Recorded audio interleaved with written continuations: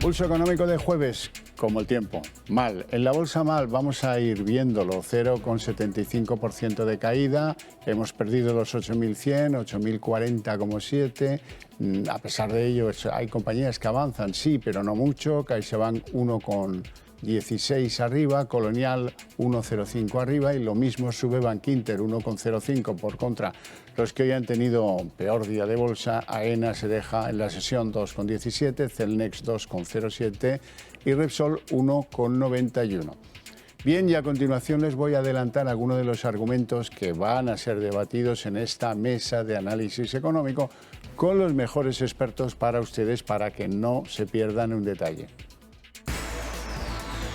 Hablaremos, como no, de la deuda pública española, que ha superado el 1,5 billón por primera vez en la historia. Esto ya estaba cantado, que solo era cuestión de dejar pasar unos meses, llegaríamos a esto y lo vamos a superar el próximo mes, no se preocupen. Durante el año, 71.715 millones de deuda más, durante un solo ejercicio que no está terminado. Segundo asunto, vamos a hablar del IPC en la eurozona en octubre, que se queda en el 10,6%, una décima menos de lo previsto, pero bueno, esto no quita a nadie de la impresión de que vamos a un proceso de recesión, más o menos largo, pero del que pocos se van a librar. Les invito ya a conocer a nuestros invitados esta tarde. Don Álvaro Climent, asesor independiente, muy buenas tardes. Buenas tardes, Xavier. ¿Todo bien? Todo bien, muchas ¿O como gracias. el tiempo? Bueno, con el tiempo. Vamos y venimos. Don Luis Ruiz, analista de CMC Markets, muy buenas tardes. Encantado de estar aquí. ¿Todo bien? Estupendamente. Me alegra mucho. Vamos a empezar viendo cómo le ha ido a la bolsa en el día de hoy. La verdad es que, a pesar de los intentos de frenar la corrección, al final 0,75 de merma y ahora defendemos los 8.000, ya no los 8.100. Bueno, la semana está un suave goteo a la baja, ¿no? Baja un poquito el volumen, baja la volatilidad, que es bueno, ¿no? Que se caben un poquito los mercados y yo creo que digieren la subida de la semana pasada, ¿no? Porque no estamos teniendo una semana llena de datos económicos, ¿no? Y la subida de la semana pasada, el gran catalizador fue la bajada de los tipos de interés, que fue espectacular, sobre todo pues, en Estados Unidos, y la sensación de que los bancos centrales a lo mejor no tienen que tensionar tanto los tipos de interés, ¿no? Pues bueno, ahora a medida que va pasando el tiempo y se van conociendo los datos de la economía real, pues claro, da la sensación de que las bolsas vuelven otra vez a temer un poquito más a esa desaceleración económica, ¿no? Tenemos ya encima la semana que viene los datos de PMI, ¿no? El IFO de Alemania, etcétera. Luego da la sensación de que ahora la economía empieza a pesar un poquito más en los mercados financieros y la buena noticia es que los bonos, en esta ocasión, no son los culpables del pequeño retroceso, sino que están recibiendo un poco, obteniendo un poquito de refugio, ¿no? Pongámoslo así. Don Álvaro. Sesión anodina, es decir, estamos en un momento, como bien comentabas, de relax después de un rebote. Hay que recordar que muchas bolsas han recuperado un 20% desde mínimos y que de alguna manera, bueno, pues el mercado está acercándose a unos niveles en donde los datos económicos cada vez son peores y evidentemente el inversor pues está siendo cauto. Pero no nos olvidemos que estamos a mediados de noviembre, nos acercamos ya a diciembre, el año ha sido muy malo para los gestores, podemos ver algún tipo de window dressing, es decir, que haya un poquito de lavado en los mercados de las cotizaciones para mejorar un poco el final del año y que evidentemente estamos viendo además muchas declaraciones otra vez contrapuestas, o sea, miembros de la FED que por un lado están diciendo como Bullard, los tipos se van a ir al 6, 6,5 y otros que están diciendo todo lo contrario, es decir, que la inflación parece que remite y que nos podemos encontrar con una subida de tipos menor de lo esperado, igual que con el BCE. Entonces, yo creo que los mercados están ahí. Hoy era una sesión un poco de trámite y cuando son de trámite en estas circunstancias, goteo a la baja. Así es. Por eso es muy importante que nos fijemos en lo que dicen los principales servicios de estudios, de análisis de los grandes bancos.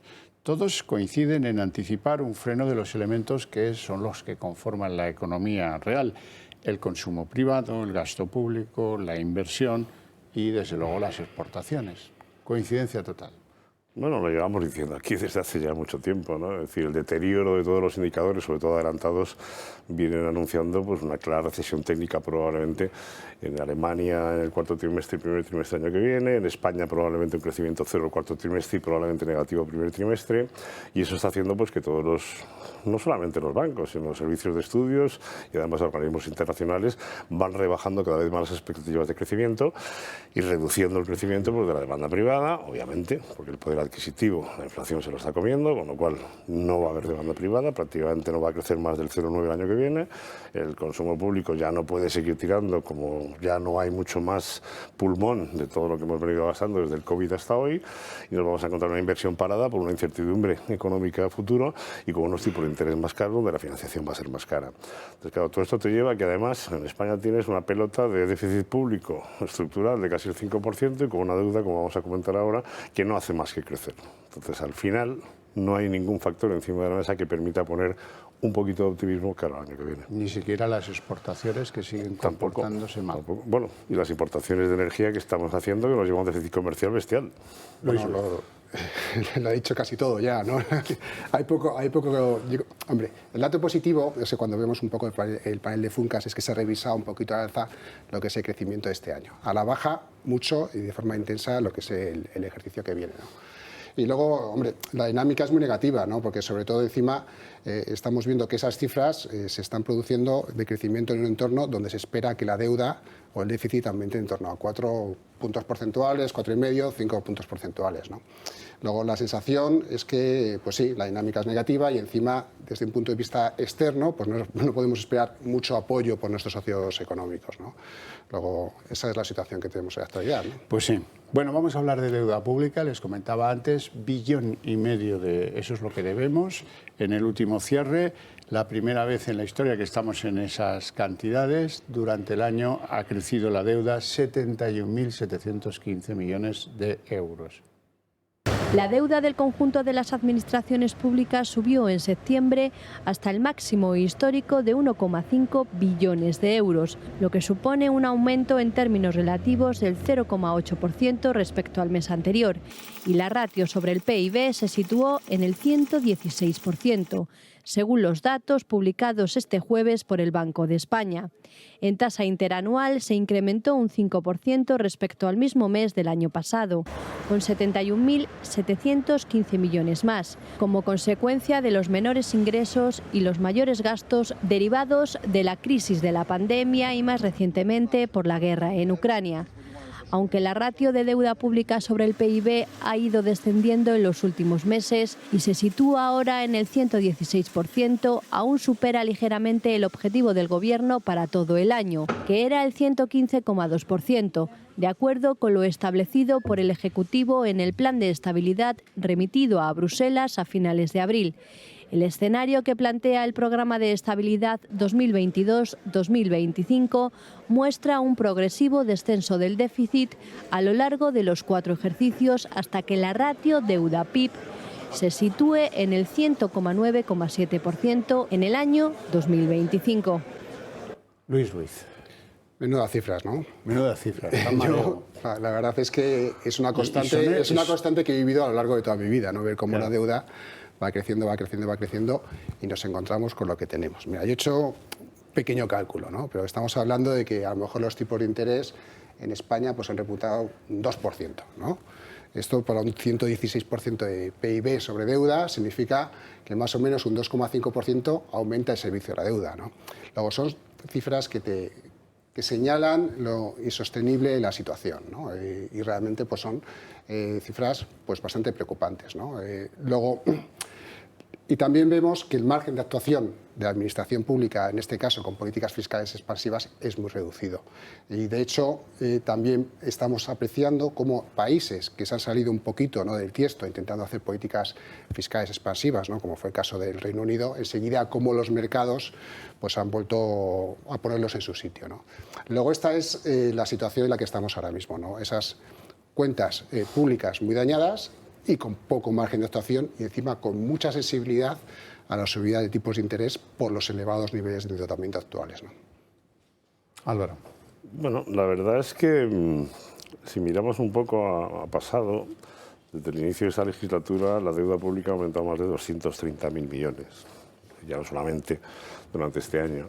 Si a eso le unimos que además tenemos los fondos europeos, que ya hemos recibido 30.000 millones y que vamos a recibir 140.000, y volvemos a la pregunta anterior, ¿vamos a crecer o incluso no crecer en el año 2023? Algo no está funcionando. Es decir, si con 230.000 millones de deuda y 140.000 millones de fondos europeos extra más la recaudación en máximos históricos, estamos en un crecimiento cero o negativo el año que viene, hay algo que no funciona. Y lo que no funciona precisamente es unos presupuestos puestos encima de la mesa que no tienen ninguna credibilidad, con una estimación de ingresos que no se va a cumplir, porque todo lo que estamos comentando, de desaceleración a nivel mundial, en España, etcétera, exportaciones cayendo, importaciones subiendo y cada vez más déficit energético por la balanza comercial, nos vamos a encontrar que nuestras cifras que Europa nos está exigiendo que vaya hacia una consolidación fiscal y una estabilidad presupuestaria, no se van a cumplir. Con lo cual, seguimos alimentando una pelota en la medida en que el Banco Central Europeo siga ahí para darnos una estabilidad a la prima de riesgo. Pero ojo, que el Banco Central Europeo en algún momento va a dejar de comprar nuestra deuda y las primas de riesgo, como tú bien has comentado, especialmente en Reino Unido, ya hemos visto la experiencia, se pueden empezar a trasladar a Italia, a España y a Francia. Por cierto, vamos a preocuparnos de esa eurozona de la que usted habla. El IPC de la eurozona en octubre se va a quedar en 10,6%, una décima menos de lo previsto, y además Reino Unido anuncia un primer paquete antirrecesión con subida de impuestos generalizada. Bueno, el IPC vuelve a marcar un máximo histórico en la zona euro. Estamos en unos niveles absolutamente inaceptables y es evidente ya no solamente el índice general, si nos vamos a la subyacente, quitamos energía, alimentos frescos y tabaco, estamos en el 6,4, es decir, que esa es la que más nos debe preocupar. Y esa es la que no está bajando precisamente en todo el conjunto de la Unión Europea. Es decir, el problema que tenemos aquí ya no solamente que esta inflación se va a estabilizar a estos niveles durante varios meses, sino que es que además tenemos de fondo un crecimiento de la energía que de momento se ha tranquilizado con los precios del gas a nivel internacional y porque hay una menor demanda de electricidad y de gas por el buen clima que estamos teniendo este invierno, pero que se va a volver a reproducir en los próximos meses de invierno.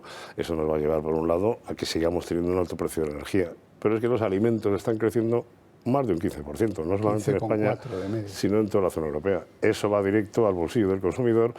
Si a eso le sumas las hipotecas, si a eso le sumas la factura del gas, la electricidad y la inflación, pues tienes un problema de poder adquisitivo importante.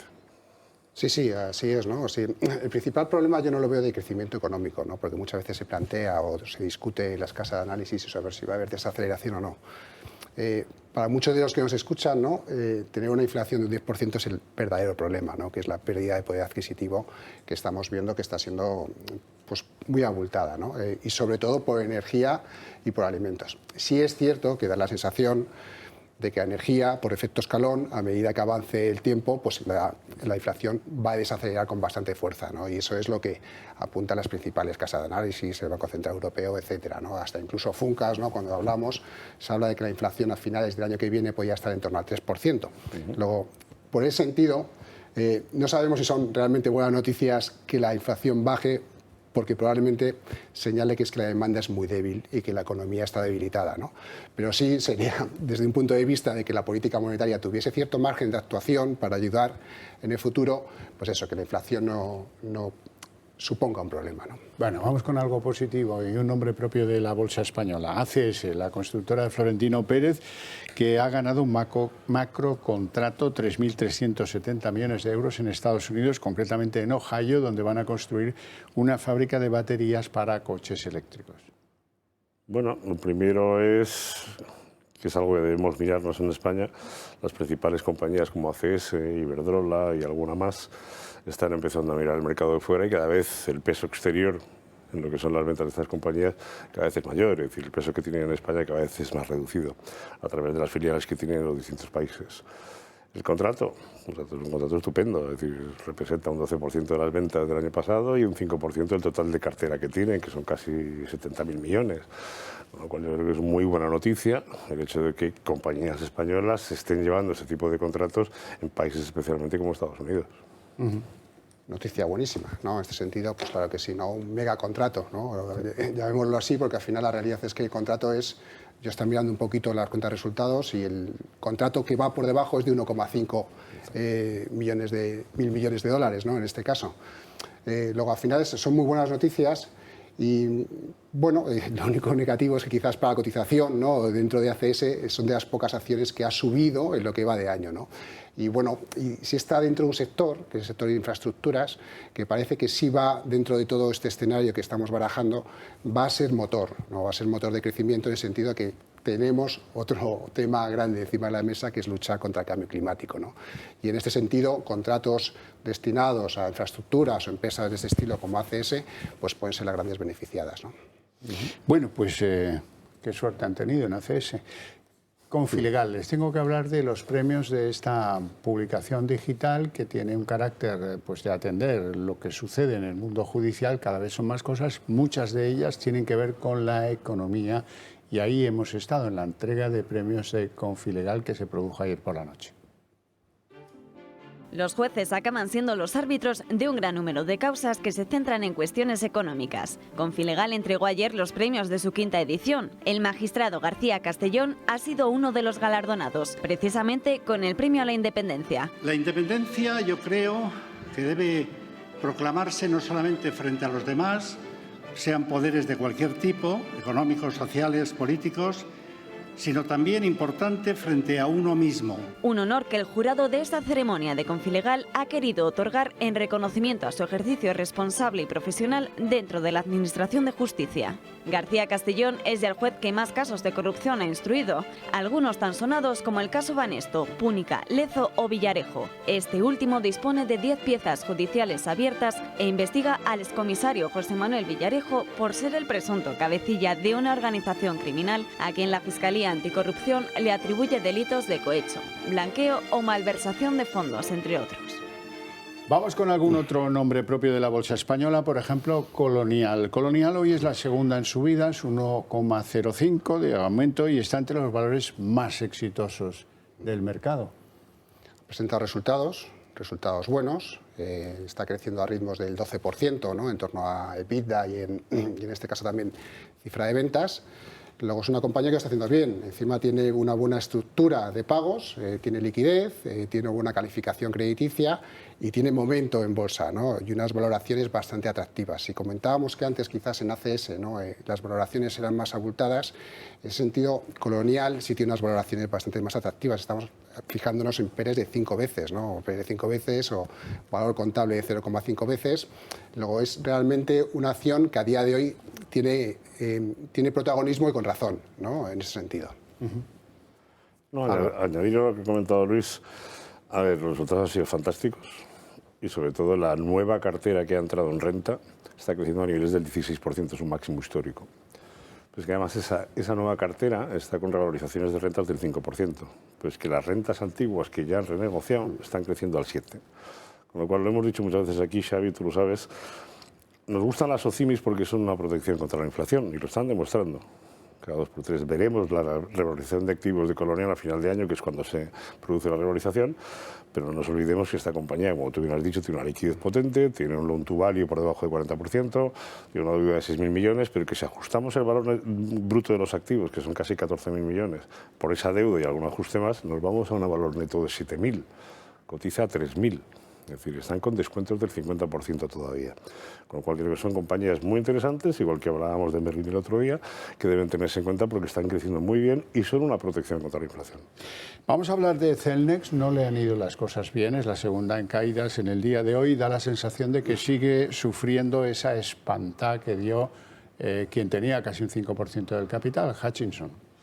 Bueno, desde que se hizo la colocación acelerada, la verdad es que no he levantado la cabeza, pero bueno, es que Celnex lleva cayendo en los últimos 18 meses, es decir, ha caído prácticamente un 50% desde los máximos, con lo cual me da la impresión que el mercado ahora tendrá que asumir qué ha pasado con ese contrato de derivados, con HSBC, con JP Morgan, porque Hutchinson mete una parte y se queda otra, y hasta que no se aclare, me da la impresión de que van a seguir todavía con cierta volatilidad. Luis. Bueno, yo tengo una expectativa un poco más constructiva, ¿no? En el sentido de que en los últimos 2 meses sí ha conseguido recuperar un poco de posiciones, ¿no? Y en el momento que ese rebote parecía que subía con bastante fuerza, se ha frenado en niveles técnicos clave como son la media móvil simple de 200 sesiones, que es justo cuando se ha publicado la noticia, ¿no? Pues bueno, yo creo que dentro de todo esto sí es cierto que todas aquellas compañías que se dedican a controlar la deuda y que en los últimos años han vivido de crecimientos no orgánicos, pero que sin embargo son como Celnex o Grifols, que tienen unos flujos de caja bastante considerables, a los múltiplos actuales de valoración, yo creo que puede ser una oportunidad y que estos rebotes son bastante sólidos y se está viendo como hay mucha actividad o como la actividad en el mercado está repuntando con mucha fuerza en este tipo de compañías, ¿no? Que previamente han sido castigadas de forma muy acusada, ¿no? Exacto. Bueno, vamos a hablar de hipotecas, aunque sea un poquito, porque hay 1,5 millones de hipotecas variables que son ahora mismo el eje de trabajo de la banca en muy buena medida. Son hipotecas firmadas entre 2016 y 2021 que hasta ahora no han pagado intereses y que, bueno, eso va a dejar desprotegidos a innumerables colectivos que no van a poder atender el pago de esas hipotecas. Bueno, es evidente que hay un flujo de hipotecas que se firmaron entre esos años, 16 al 21, que evidentemente todavía están en un grado de madurez muy alto, en el sentido de que no han amortizado capital, con lo cual los que tenían esa hipoteca tipo variable, que son el 60% de todas estas hipotecas, prácticamente no han pagado intereses. Venían de un Euribor negativo, venían con los intereses muy bajos y ahora de repente nos encontramos con un Euribor cercano al 3%. Van a tener claramente un incremento en la hipoteca mensual, lo cual va a encarecer bastante el crédito. Y los bancos, no por las nuevas hipotecas que se están haciendo ahora, que son más a tipo fijo la gran mayoría, los bancos tienen un problema ahí, porque estamos hablando de 155.000 millones de hipotecas, tanto las mixtas como las variables. Es decir, que son muchos miles de millones que en un momento como el actual, evidentemente preocupa. Ya lo ha dicho el Banco Central Europeo, ya lo dijo el otro día Christine Lagarde y lo ha dicho el propio Luis de Guindos. Es decir, vamos a vigilar de cerca todos los créditos que entran en el famoso Stage 2, Stage 3, son vigilancia especial, no vaya a ser que tengamos un problema. De ahí que los bancos estén negociando precisamente con el gobierno una solución para esa parte más vulnerable que evidentemente va a tener un claro problema en el pago de hipoteca a final de mes. Se ha aprendido de la anterior crisis, ¿no? En el sentido de que hay más sensibilidad en este tipo de cosas que yo creo que son más puntuales. No creo que sea un problema tan generalizado como el 2007-2008, donde la deuda de las familias era muchísimo más abultado, ¿no? Ahora estamos hablando de que son hipotecas a tipo variable que se han concedido en los últimos años. Cuando yo, a nivel personal, ¿no? La gente que me ha preguntado, siempre he recomendado tipo fijo, ¿no? No es por mirar hacia atrás, ¿no? Porque los tipos estaban tan bajos que más parecía que no podían caer, ¿no? Luego, en ese sentido, tampoco creo que sea un riesgo muy abultado pues de cara a un corto o medio plazo, ¿no? Bueno, llega el Black Friday. ¿Con qué expectativas? Pues la intención de compra se ha desplomado y el presupuesto también. El presupuesto para compras dicen que cae un 6%. Veremos cuando pase el Black Friday si es eso o es algo más. Por persona, 123,50 euros. Pues a mí hasta me sorprende. Bueno, vamos a ver, es decir, como bien ha comentado Luis hace un minuto, la situación de las familias es mejor que hace X años, es decir, precisamente el ahorro que se ha acumulado durante el periodo del COVID va a permitir que, bueno, pues que haya un gasto que en la teoría no debería de haber, dadas las circunstancias y las previsiones que tenemos de incertidumbre económica. También es cierto que lo hemos visto en verano. La gente, después de casi año y medio encerrada en su casa, se ha lanzado a gastar como auténticos posesos. Entonces no me extrañaría que viésemos un Black Friday probablemente más positivo de lo que la gente espera y que veamos una anticipación de compras de Navidad. Podría ser, ¿no? Es demasiado aventurar, ¿no? En ese sentido. Yo creo que con los índices de confianza de los consumidores y las familias en mínimos, ahí me cuesta ver noticias demasiado abultadas. Tampoco espero una catástrofe, porque al final también puede ser que haya ese anticipo, ese adelanto de compras de Navidad que se haga y que mejore un poquito las cifras, ¿no? Exacto. Bueno, eso y algo verdaderamente preocupante. El gobernador del Banco de España se fijaba mucho en lo que pasa en el Reino Unido. Yo no sé que ese aviso a navegantes, ¿quién debe decir oído? Ya le entendí. Es un aviso a navegantes serio, ya lo hemos comentado aquí alguna vez, y que ha pasado, como comentábamos fuera de micro, desapercibido y que nadie está poniendo el foco en ese problema. Pero bueno, ya lo está diciendo el Banco Central Europeo y ya están avisando. Cuidado con la sostenibilidad de la deuda y cuidado con los fondos de pensiones. Y cuidado con los rescates de fondos de pensiones, que la liquidez está como está. No nos pase como al Reino Unido. Efectivamente. Entonces vamos a esperar que no se traslade ese efecto a Europa, pero bueno, esa preocupación está encima de la mesa, ¿eh? La situación en el Reino Unido es que el Banco de Inglaterra está prácticamente al filo de la navaja. Bueno, el Banco de Inglaterra le debe ahora mismo al Banco... Bueno, el gobierno le debe al Banco de Inglaterra 133.000 millones del menor valor de los bonos después de la debacle que han tenido. Y los ajustes que ha presentado hoy el primer ministro me da la impresión de que es calmar un poco los mercados, pero que no van a ser suficientes. No alcanzan. Bueno, hasta aquí Pulso Económico. Muchísimas gracias a ustedes dos por su presencia y sus opiniones. A ustedes todavía más por seguirnos desde sus hogares. Les invito a ver a continuación la redacción abierta con todo lo que tiene que ver con la política.